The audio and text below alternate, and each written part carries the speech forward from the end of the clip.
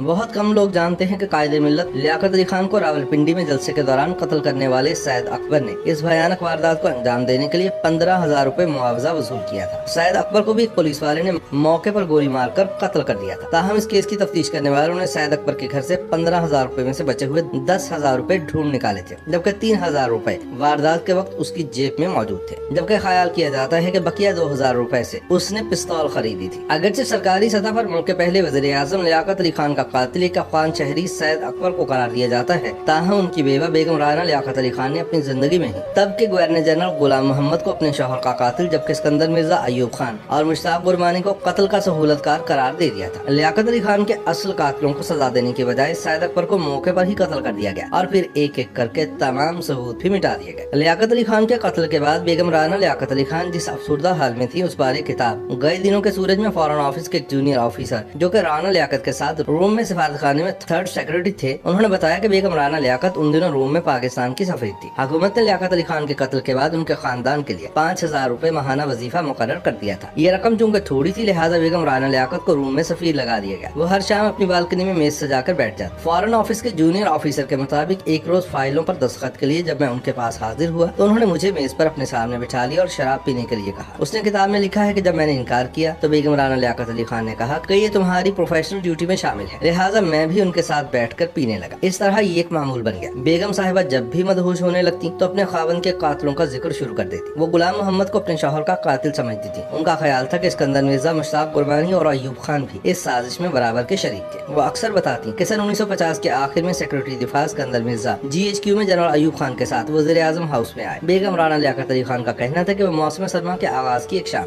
खान लियाकत अली खान उन दिनों उन दोनों के हमरा स्टडी में चले गए, जहाँ वो 2 घंटे तक पता नहीं क्या बातें करते रहे। लेकिन जब वो लोग वापस चले गए तो मैंने अपने मियाँ को परेशान पाया। वो रात गए तक कहवा पीते रहे। उनकी परेशानी देखकर मेरा दिल खौफ से लरसता रहा, लेकिन मेरे अंदर खान साहब से सवाल करने का हौसला नहीं था, क्योंकि इस किस्म की कैफियत में वो मजीद गुमसुम से हो जाते थे। लियाकत अली खान ने नमाज फजर के वक्त मुझे बताया कि फौज के कुछ लोग हमारी फॉरेन पॉलिसी से मुतमईन नहीं है। वो चाहते हैं कि हम रूस को दोस्त बना लें। ये लोग हमारे मसाइल नहीं समझते। बहरहाल सब ठीक हो जाएगा। ठीक 3 माह बाद हमारे नए आर्मी चीफ ने जनरल अकबर समेत दूसरे ऐसे फौजी और सिविल लोग वज़ीर आज़म को पेश कर दिए जो मुल्क में इश्तराकी फौजी हुकूमत लाने के लिए उनका तख्ता उलटने की साजिश कर रहे थे। सिकंदर मिर्जा ने मुजरिमों की फाइल वज़ीर आज़म को पेश करते हुए कहा था कि देख लीजिए, हमारा इंतखाब गलत साबित नहीं हुआ। खान साहब ने फाइल पकड़ते हुए मेरी तरफ देखा तो मैं बेइख्तियार मुस्कुरा उठी। चंद रोज बाद उन मुजरिमों के खिलाफ रावलपिंडी साजिश केस के तहत मुकदमा कायम कर दिया गया। बेगम राना लियाकत के मुताबिक मैंने लियाकत अली खान की जात में भी बाज़ तब्दीलियां महसूस की। वो रात देर तक जागते रहते, कहवा पीते रहते, बाज़ औक़ात पूरी रात नवाफिल पढ़ते रहते। उन्हीं दिनों CID का चीफ भी कसरत से वज़ीर आज़म हाउस आता रहता था। और राना लियाकत अली खान के मुताबिक सन 1951 की गर्मियों की एक शाम को लियाकत अली खान जब दफ्तर से वापस आए तो मुझे कहा कि तुम मेरे पास बैठो, मैं तुमसे कोई अहम बात करना चाहता हूँ। कुछ लोग मुझे मारना चाहते हैं। राना लियाकत कहती हैं कि उनके शौहर के खिलाफ कौन क्या साजिश कर रहा है, कौन कातिलों से बातचीत कर रहा है, साजिशों के साथ कौन कौन शरीक है। वो हर बात के बाद गुलाम मोहम्मद और गुरबानी का जिक्र करते थे। आखिर में उन्होंने मुझे बताया कि उन्होंने काबीना के इजलास में गुलाम मोहम्मद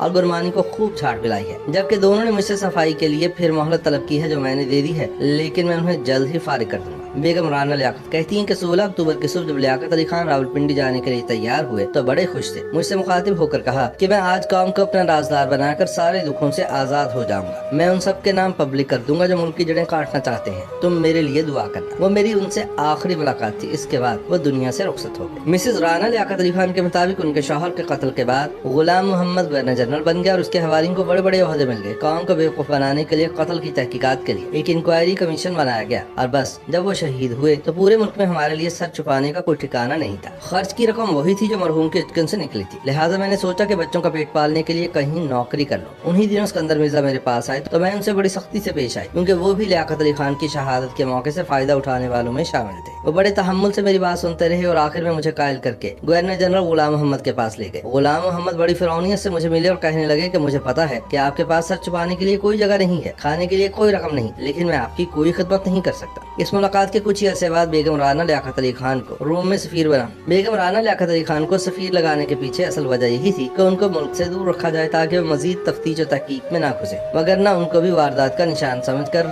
शायद रास्ते से हटा दिया जाता। इस बात का तस्करा करते हुए राना लियाकत अली खान इस बात का पस मंजर बताती हैं और कहती हैं कि एक रोज कत्ल की तफ्तीश करने वाले उस वक्त के IG special branch Ejazuddin Karachi में मेरे घर आए। उन्होंने मुझे बताया कि वो कातिल तक पहुंच चुके हैं, अगर वो चंद दिन मजीद रह गए तो ये राज नहीं रहेगा। मैंने उनसे तफसीलात पूछी तो उन्होंने बताया कि सैयद अकबर जो कि लियाकत अली खान का कातिल था, उसको 15 अक्टूबर को एक CID का एहलकार एबटाबाद से रावलपिंडी लाया था। होटल के रजिस्टर में उसका नाम भी दर्ज है। उसको कत्ल करने के बस 15,000 रुपए दिए गए थे। वारदात के बाद 10,000 उसके घर और 3,000 रुपए उसकी जेब से बरामद हुए, जबकि बाकी 2,000 रुपए का अब तक सुराग नहीं लगाया जा सका। IG स्पेशल ब्रांच ने बताया कि कातिल और उसका बेटा सबसे पहले पंडाल में दाखिल हुए और पहली कतार में स्टेज के बिल्कुल सामने जाकर बैठ गए। तब सारे पंडाल को पुलिस और CID के एहलकारों ने घेर रखा था, लेकिन फिर भी इस मशकूक हरकत पर उससे पूछताछ नहीं की गई। सवाल ये भी है कि लियाकत अली खान का जलसा शुरू होने से पहले जब सारे पंडाल की तलाशी ली गई तो पुलिस ने सैयद अकबर की जेब से पिस्तौल बरामद क्यों नहीं किया। सवाल ये भी है कि खान लियाकत अली खान के कत्ल के बाद जब अकबर के करीब बैठे कसाब ने उसे दबोच लिया तो फिर शाह मोहम्मद ASI ने उसे गिरफ्तार करने के बजाय उसे कत्ल क्यों किया। ये भी एक सवाल है कि मुश्ताक गुरबानी रावलपिंडी में होने के बावजूद वज़ीर आज़म के जलसे में शरीक क्यों नहीं हुए। ये भी जानना जरूरी है कि गुलाम मोहम्मद ने गवर्नर जनरल बनते ही IG पंजाब कुर्बान अली खान को गवर्नर बलूचिस्तान क्यों बना दिया। ये सवाल करते हुए बेगम राना लियाकत अली खान कहती थी कि शौहर के कत्ल के बाद मौत हर वक्त साये की तरह मेरा पीछा करती रहती है और रोज सड़क पर मेरी गाड़ी का एक्सीडेंट क्यों हो जाता है। IG स्पेशल ब्रांच एजाजुद्दीन ने कहा कि इन सारे सवालात के जवाब मिल जाएंगे, बस मुझे एक सबूत की तलाश है जो चंद रोज तक हासिल हो जाएगा। इसके बाद मैं अपनी रिपोर्ट आला हुकाम की बजाय अखबारात को दूंगा ताकि मुजरिमान को सजा मिलने से कबल ही रिपोर्ट तारीख का हिस्सा बन जाए। बेगम राना लियाकत कहती हैं कि IG स्पेशल ब्रांच से इस मुलाकात के बाद मेरे खदशात हकीकत का रूप धारने लगे। मुझे अपने खाविंद के कातिलों का यकीन हो गया और मैं बड़ी शिद्दत से एजाजुद्दीन की रिपोर्ट का इंतजार करने लगी। लेकिन चंद रोज बाद जब उसकी रिपोर्ट मुकम्मल हो गई तो उसके तैयारे को एजाजुद्दीन और उसकी रिपोर्ट समेत बम से उड़ा दिया गया। यूं मेरी